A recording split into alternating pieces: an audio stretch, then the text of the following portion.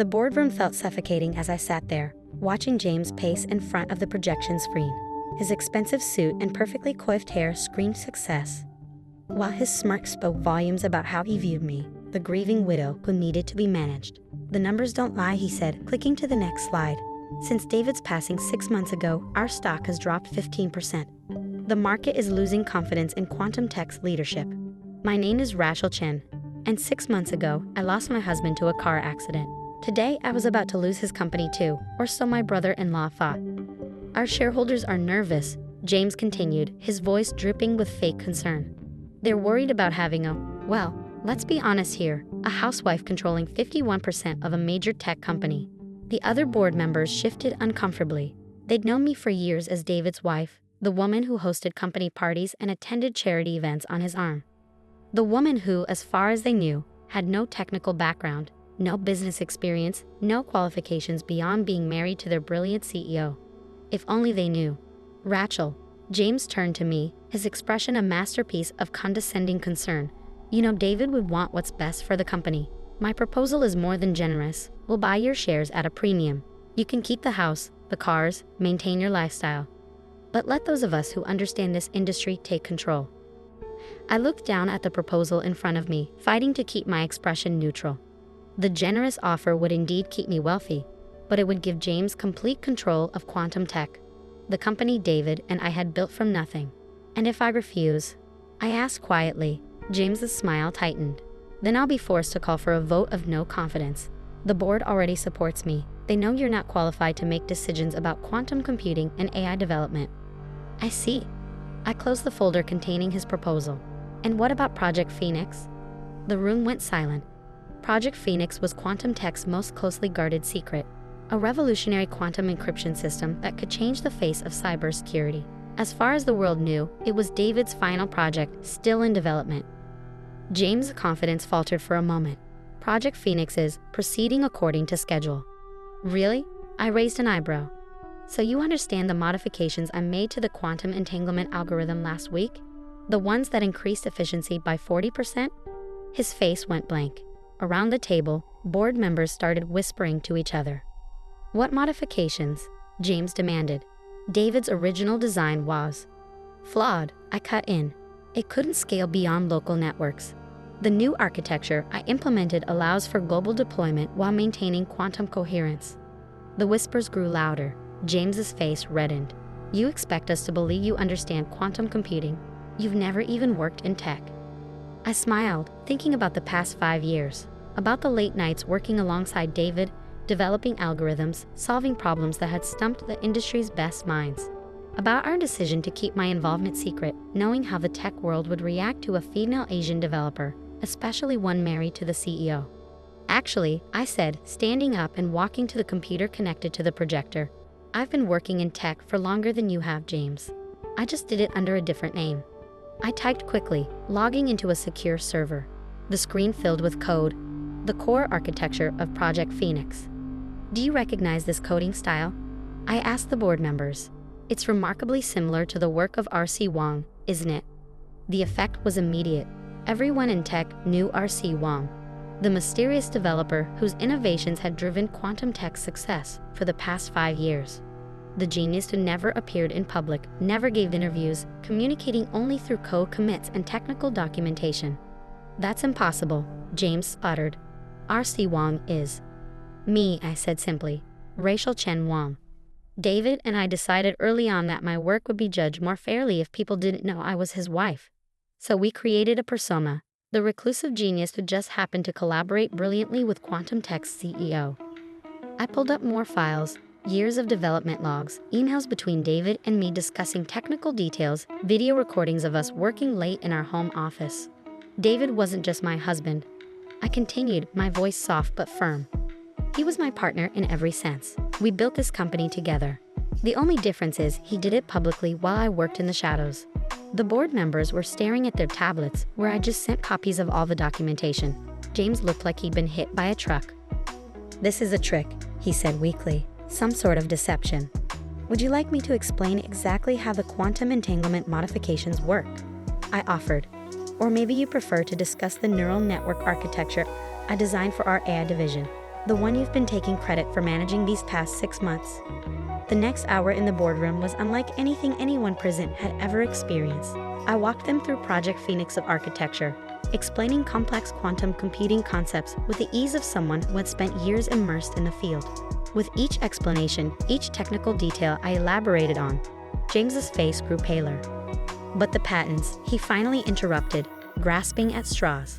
They're all in David's name. I pulled up another file. Actually, they're jointly held. David insisted on it, though I wanted to keep using the R.C. Wong persona. I smiled slightly at the memory.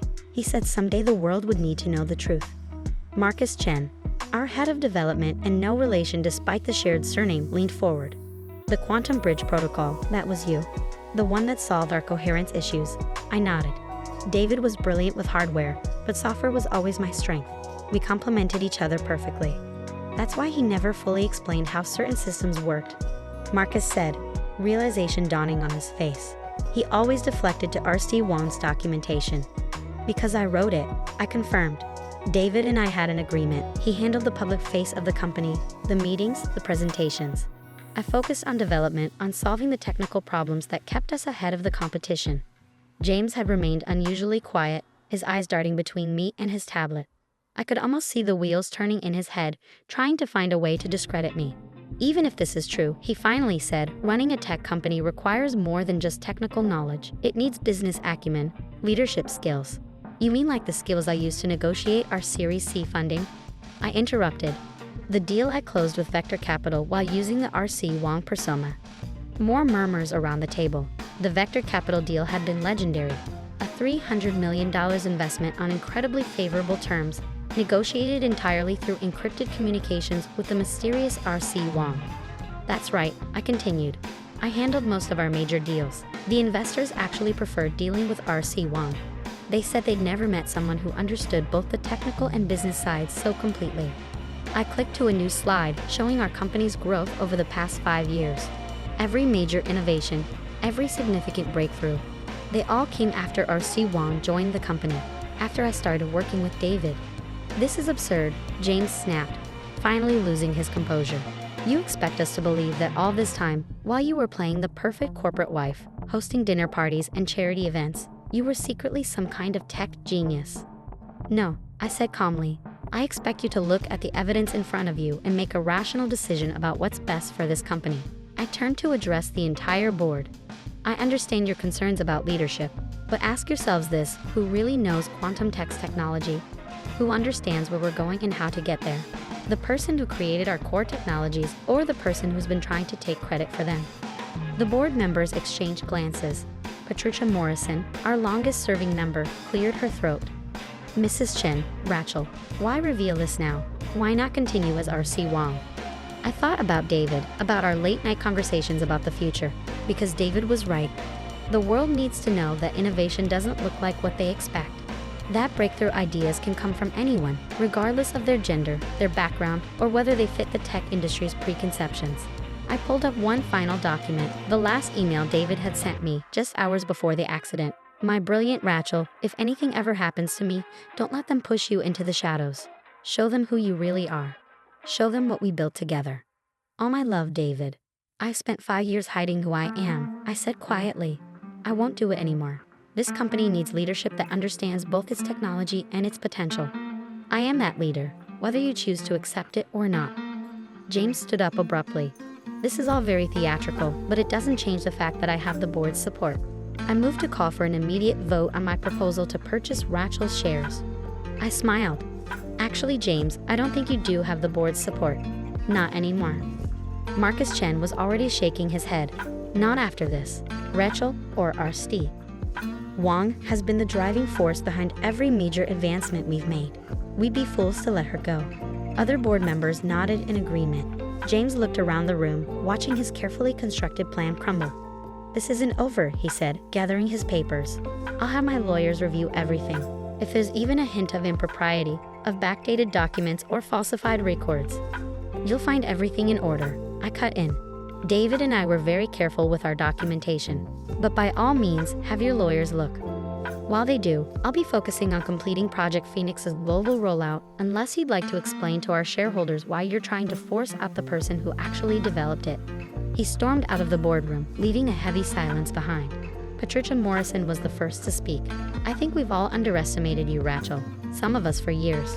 I thought about all the board meetings I'd sat through quietly, all the times I'd listened to James and others dismiss or minimize my husband's, our achievements. Yes," I said simply, "you have.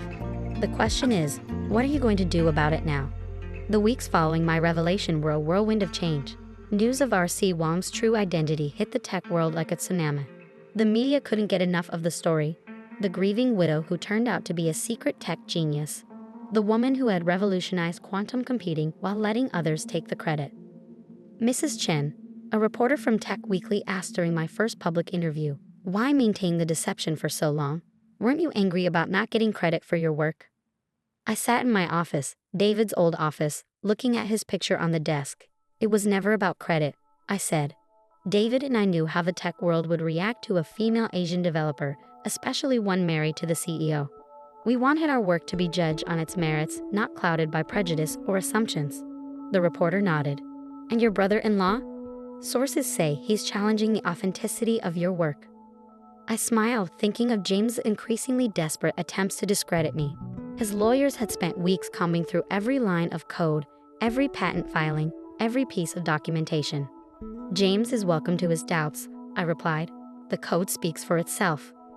What I didn't mention was the email I'd received that morning from James's lawyers, quietly withdrawing their challenges.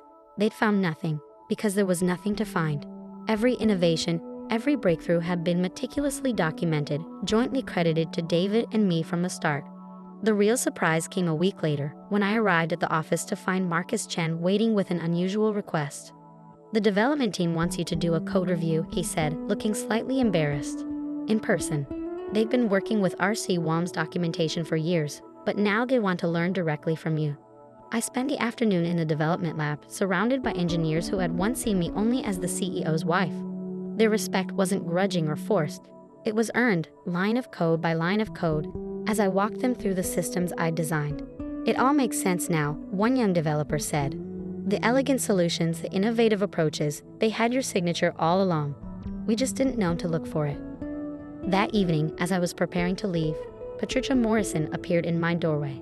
"The board has been discussing the future of quantum tech," she said without preamble. "We'd like to make your position as CEO permanent." I looked up from my computer, where I'd been reviewing the latest Project Phoenix tests. "And James has resigned from the board, effective immediately." She smiled slightly. "His last attempt to challenge your work backfired rather spectacularly. Turns out several of his own innovations were actually based on incomplete copies of your prototypes." I wasn't surprised. James had always been better at taking credit than creating something original. "There's something else," Patricia continued. "We've had inquiries from several major tech companies about potential collaborations. It seems R.C. Wong's reputation carries even more weight now that people know the full story." I thought about David, about our dreams for quantum tech. What kinds of collaborations? Google wants to discuss quantum-enhanced machine learning. Microsoft is interested in integrating Project Phoenix into their cloud security. And SpaceX, she paused for effect, wants to talk about quantum communications for their Mars mission. I looked at David's picture again, remembering our late-night conversations about the future of technology. He had always pushed me to think bigger, to see beyond current limitations. "Schedule the meetings," I said. "But make it clear, I'll be representing quantum tech as myself. No more shadows, no more hiding." The next month was a blur of meetings, presentations, and negotiations. I spoke at tech conferences, did interviews with major publications, and began mentoring programs for young women in STEM. The story of R.C. Wong became a rallying cry for change in the tech industry. James, meanwhile, had disappeared from public view. The last I heard, he was trying to start his own tech company, but investors were wary. It turned out his reputation for taking credit for others' work had spread. 1 year to the day after my revelation in the boardroom, I stood on stage at the World Technology Summit, preparing to unveil Project Phoenix's global launch. The audience was packed with industry leaders, investors, and media. Quantum computing isn't just about processing power. I began looking out at the sea of faces. It's about seeing possibilities others miss, about having the courage to pursue solutions that seem impossible. I clicked to the first slide, a picture of David and me in our garage, where we'd built our first quantum prototype. This is where quantum tech really began, I continued. Not in a fancy lab or corporate office, but in a garage where two people dared to dream big. One of those people worked in the spotlight while the other stayed in the shadows. Today, we're bringing those innovations into the light. The presentation was a triumph. Project Phoenix's capabilities exceeded even the most optimistic predictions. Our stock price soared, and more importantly, we were changing the face of cybersecurity forever. After the presentation, as I was gathering my things, I found a note that had been slipped into my bag. It was from James. Rachel, I was wrong. About everything. I'm sorry. James. I folded the note and put it away. His apology meant little now, but at least he had finally seen the truth, that innovation doesn't care about gender, background, or appearances. It cares about brilliance, determination, and the courage to stand in the light. That evening, I sat in my home office, surrounded by the computers and equipment where David and I had spent so many happy hours working together. On my screen was the code for our next big project, a quantum AI system that could revolutionize medical research. You were right, David, I whispered to his picture. The world did need to know the truth. And now they do. I began to type, my fingers flying over the keyboard as new ideas flowed. But this time, I wasn't hiding behind a pseudonym or working in the shadows. I was Rachel Chen, CEO of Quantum Tech, writing code that would change the world. And I was finally, completely myself.